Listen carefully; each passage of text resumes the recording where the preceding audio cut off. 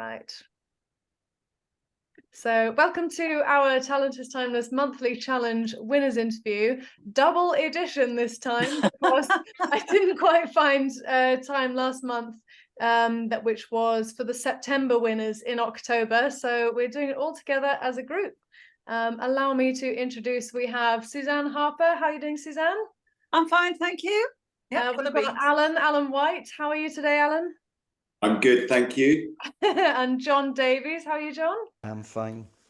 Fab. And James Whiteman. Am I saying that correctly? That's right, Saskia. Yeah, hi.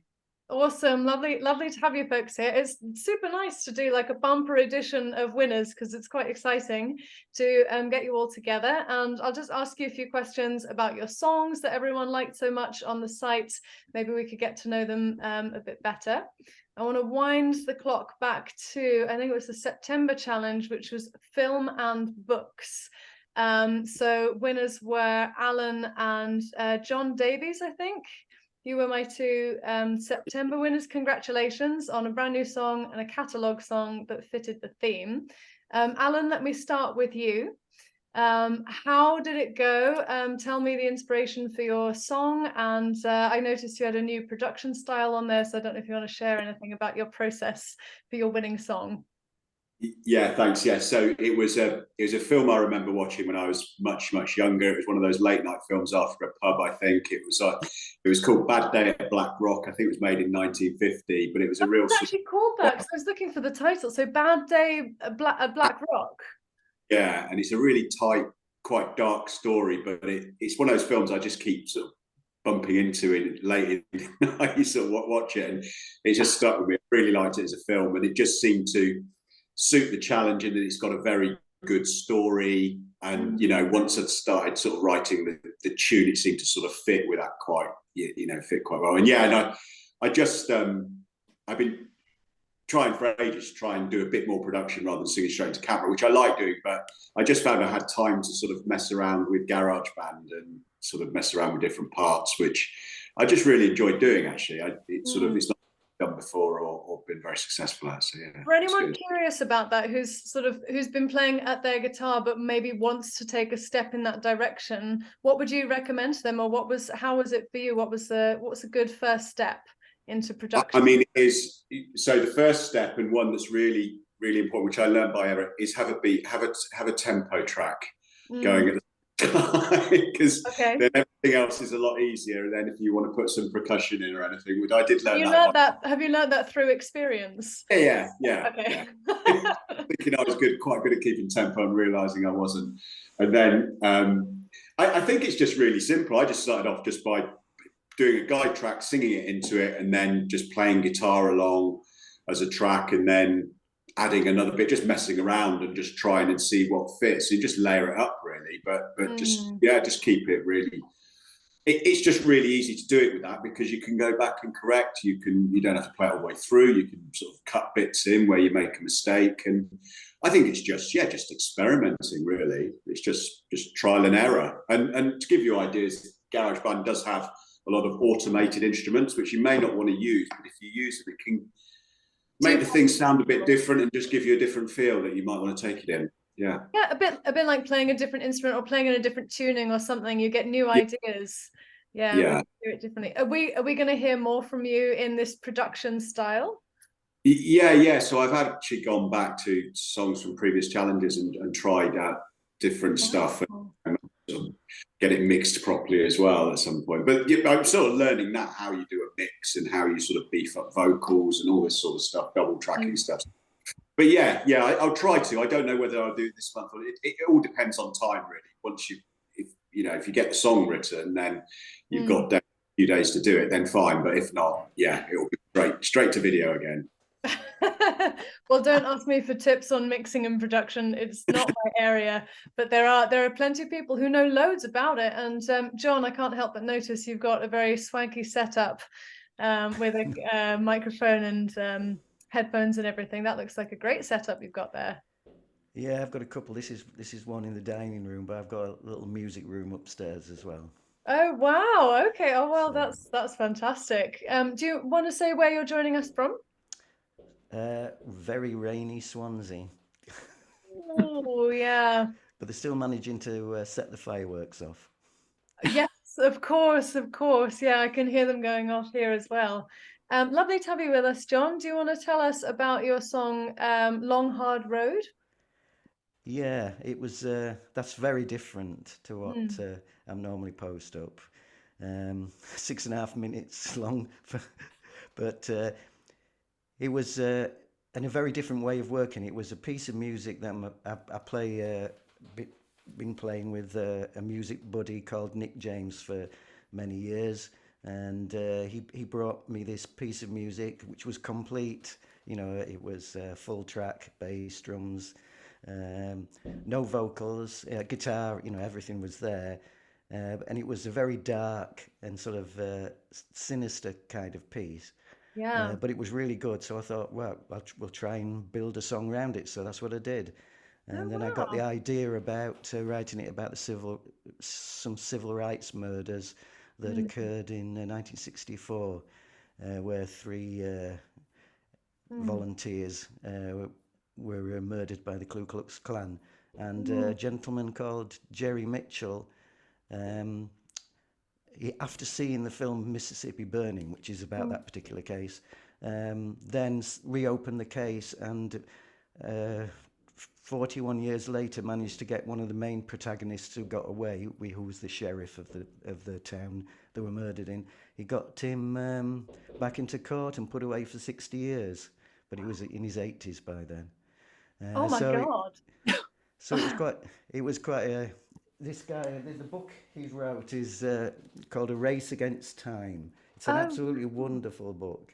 And he did an amazing job. He reopened about 4 or 5 cases. There was another famous case called Medgar Evers. If you know a little bit about the civil rights, that was another famous case he opened.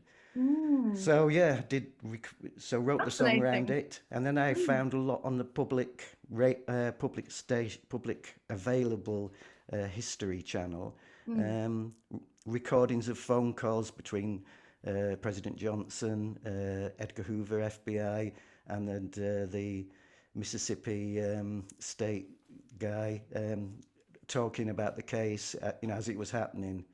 And there's some shocking conversations, like the state, Mississippi state guy, Johnson's asking him, what's happened, and the guy is just saying, "Oh, it's just a publicity stunt." Oh my God. Wow. Because the corruption was, especially with the Ku Klux Klan, was right up to the top of the governance in the state. So yeah, it was quite a powerful story. I think I spent about 3 months doing it.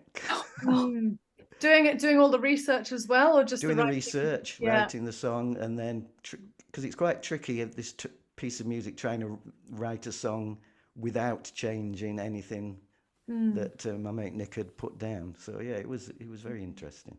Never worked like that before. Well, it's clearly worked for you in winning that month's challenge. Yeah, I think there was somebody. Was Julie got similar votes? I thought so. I wasn't quite alone there. Let me double check that. Or perhaps I missed something, because in that case we miss having Julie with us.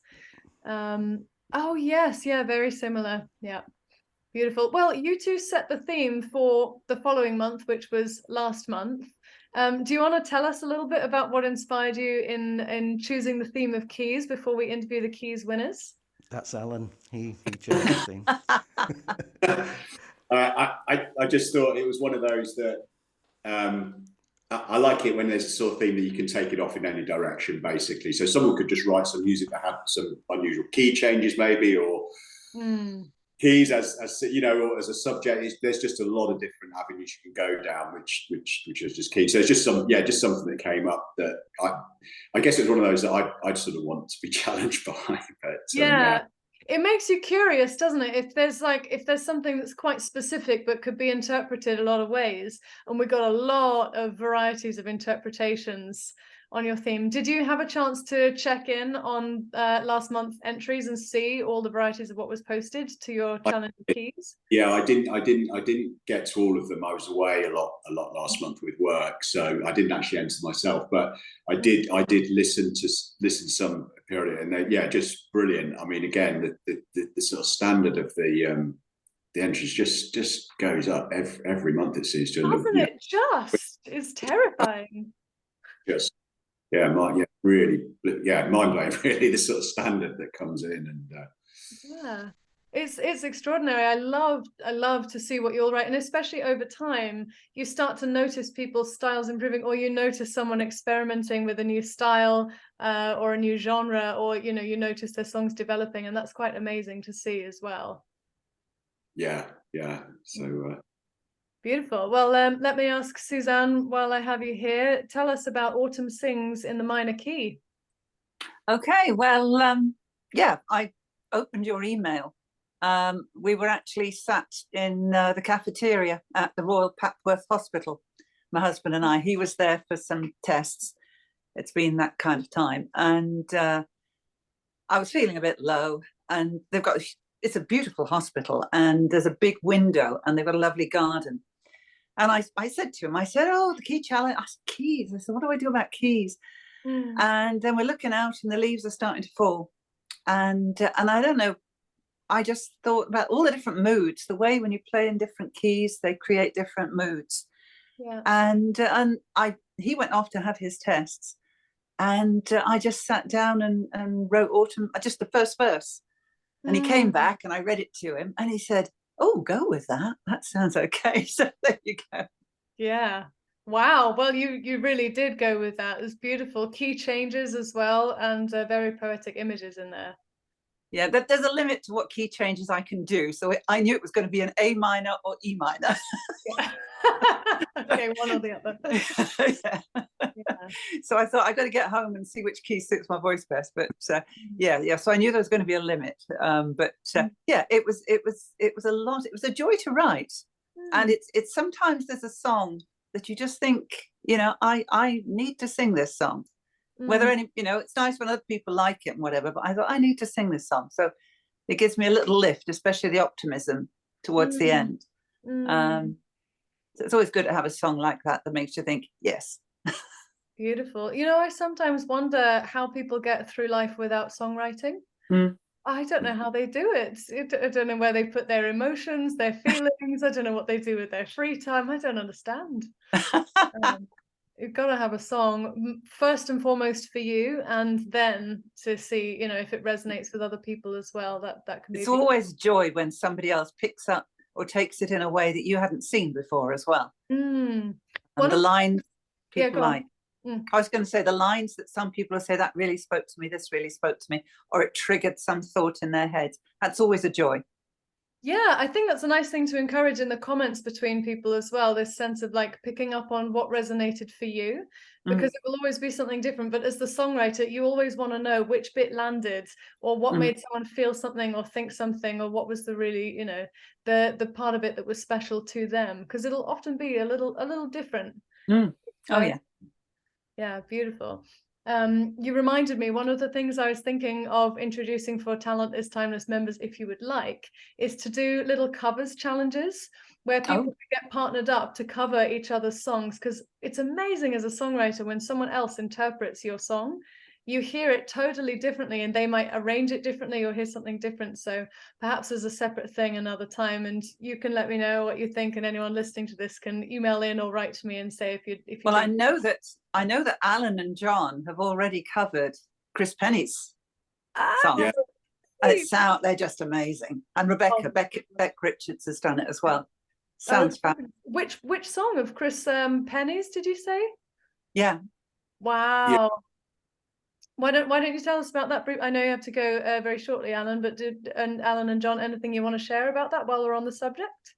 It was just one of those things. I mean, you hear so many songs that you sort of, you love, but it was one of those. It's sort of, I just found myself sort of humming it and singing it after I'd listened to it, and then you just think, I wonder how it sort of, what chords he's used, or how he's done that. And then because I play guitar, and Chris did it on the piano. I just thought, well, it might sound a bit different, so I just did it like that, and yeah, just really enjoyed it. And John, you covered it as well. Sorry, Different song, yeah. You gotta go. Gotta go. Oh, you've got to go. All right. Oh, see you, Alan. Cheers, Thanks for Alan. joining us. Nice to meet Bye. Yeah. Right.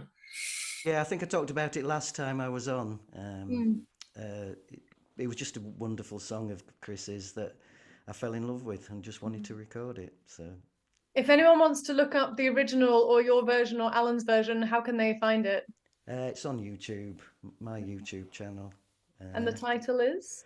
I've forgotten what the title of the song is. Wasn't it Turn the Corner or Turn something? the Corner, that's it. Yes, you Yeah. see, I love to listen to John's channel, and he does a thing called Sunday Covers as well, which is fabulous. Yeah, tune in to John and to Oyster Mouse Radio.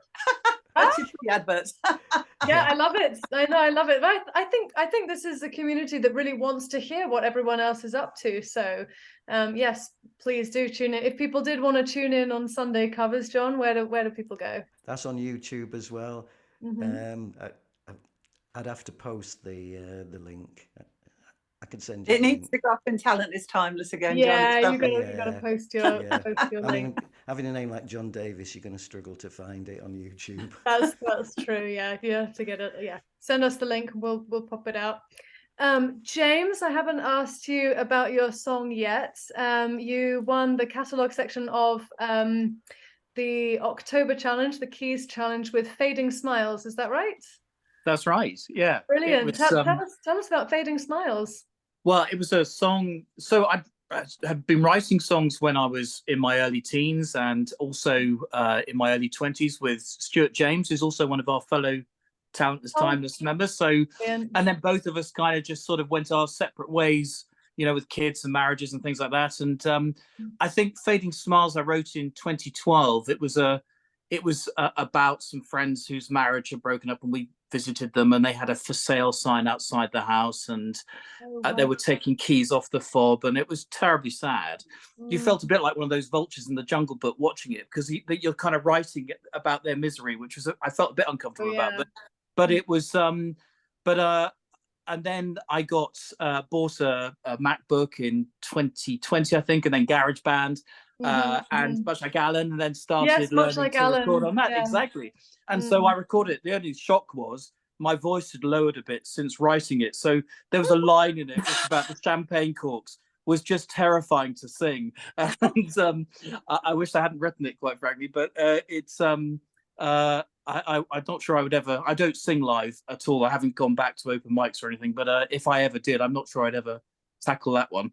Could you put it down a key? I mean, possibly, yeah. There's a confidence thing generally, I think, with playing live. But no, I'm really pleased that people seem to like the song, and it was the first song, so writing in 2012, that kind of gave me the confidence again that I could still write songs. Although I didn't write another one until 2020, when I suddenly started. They just sort of started flowing out again, which has been quite an odd process, but delightful. I'm very pleased it's happened. But I think that 2020 was actually an oddly creative time for people. Everything changed, and suddenly everyone was at home. And I know that guitar shops and sort of music tech shops were suddenly selling out of equipment as people were like investing in little bits of home studios and wanting to get back to their own creativity. It's a very odd time for us, and seems to have reignited something in you. And I hope that Talent is Timeless will give you that little confidence boost to actually get back into those open mics. We'll see if we can't make that happen. We'll see. I have to say, Saskia, I love Talent is Timeless. I love the community. I love hearing everybody's songs. They're just fantastic. And I have to say, just about John's cover of Chris's song, I thought was just beautiful. Oh, beautiful. Just really stunning. Yeah. Yeah, I love that. And what a compliment to a songwriter, isn't it, to have your song covered by other people? Yeah. Yes. Gorgeous. And James, for anyone that doesn't know, where are you joining us from? In Guildford in Surrey. Guildford. Yeah, lovely. Yeah. Sounds a bit like Passchendaele at the moment, because the fireworks are like crazy outside. Oh yeah, The dog is not enjoying it. Oh God, it's not a good time for pets, is it? No. Well, I'm gonna wrap this up, but my final question to each of you is going to be, and I'll start with you, John. I'm going to pick on you now. We found, firstly, if people want to find out more about your music, they have some YouTube link coming their way, but do you have a website or anything else that you would encourage people to follow or look you up on? No, Facebook and YouTube. I've also played in a band, and that's up there as well. So, Okay, fabulous. And is there anything while you're here and you have the platform, is there anything you'd like to say to your fellow Tisters Talentless Timeless members? no, it's just nice to meet everybody. We've messaged each other a fair bit, Suzanne, so it's lovely to meet up with you. Yes, it's good. It's good to chat to people, even virtually. It's good. Yeah. I actually find it very similar from doing, because we started during the pandemic just all online, and then as soon as we could meet in person we did, and I was surprised that everyone felt exactly as they seemed to be online. The only difference was I'm quite tall and people didn't know that I was tall. You see people's different heights, that's the only thing you can't tell over Zoom, but I've otherwise found that it's just as good as meeting people, you know, with that one exception. Suzanne, if people wanted to find and follow your music, where would they head to? Yeah, it's really just YouTube at the moment. I wouldn't have a YouTube channel at all if it wasn't for Talentless Timeless. Because I had to do it to enter the challenge, and I just didn't like the idea of my face being stuck up on YouTube. But no, that's been good. And as soon as, you know, everything in my life settles down a bit, then we had planned in the summer to turn off our little office. I've got all the stuff to start doing some recording. Oh, wow. But everything just went a bit crazy. So yeah, that's going to happen sometime when life settles down. And I've got Logic Pro and GarageBand and plenty of Talent is Timeless friends who've offered to say, yeah, just call out if you need some help. So I absolutely love that. I see some of them are planning events together and doing it's fabulous. I absolutely love that. It makes me so happy. And this is just a note from the inside. Myself and the web admin, we've been working on a lot of upgrades lately. Oh, yes. Sometimes I get the feeling that our admin Pete just logs on because it's so nice. And he's always telling me like, oh, this person just wrote this. Oh, they posted a new song, and it's such a positive place that when you feel like you need a little something nice in your day, that I end up logging on because I'm like, oh, I wonder what Talentless Timeless people are up to. Who's posted what nice things have they said to each other? I just want to see what did they like about it. And very encouraging community. Very encouraging. It's a happy place for me, and I hope it continues to be a happy place for all of you. Anything you'd like to share with everyone while you're here, Suzanne? Just to, you know, it's to keep on listening. When there's still people who post just randomly, and you know, the interaction for me is what's so interesting. There's often questions posted on there, people putting their points of views, and I find that's always what makes it, for me, stay alive. The community is very much why I want to keep going there, because at the moment I don't have many more outlets for my music. So, you know, that's what I want to do. That's why I keep going. It's very important to me. Beautiful. Yeah, beautiful. And I think a lot of people would share that sentiment. Yeah. James, is there, if people wanted to find out more about your songs you've written in the past, songs you're currently writing, where would you want them to head to? I've got a SoundCloud page, which I enjoy that community too. Actually, it's amazing. Suddenly, you think prior to joining Talent is Timeless and joining SoundCloud, you know, I was playing pretty much to you know, my wife and my dog, you know, and that was the feedback. The dog always liked them more than the wife, but but suddenly, you know it doesn't sound a lot, sort of getting 600 or 1,000 listens on a song, but actually to me, I think it's quite a lot, and I'm really pleased with that. And so SoundCloud and obviously some on YouTube as well for the links to the challenges. And people just find that under James Whiteman, or yes, brilliant. Yeah, so you'll see them there, and I enjoy that. No, I'm just really enjoying the whole experience. Really, it's great. Lovely. Is there anything else you would like to share with people, or did that? I mean, no, just really enjoying it, and thank you for listening, and I'm enjoying everybody else's songs. So okay, beautiful. Well, congratulations, winners. Congratulations to Thank you. Alan and Julie as well. And I apologize if I've missed Julie on this interview. We shall have to catch up separately. But anyway, well done on your beautiful songs that have inspired so many people, and good luck in all the next monthly challenges. Yes, thank you very much.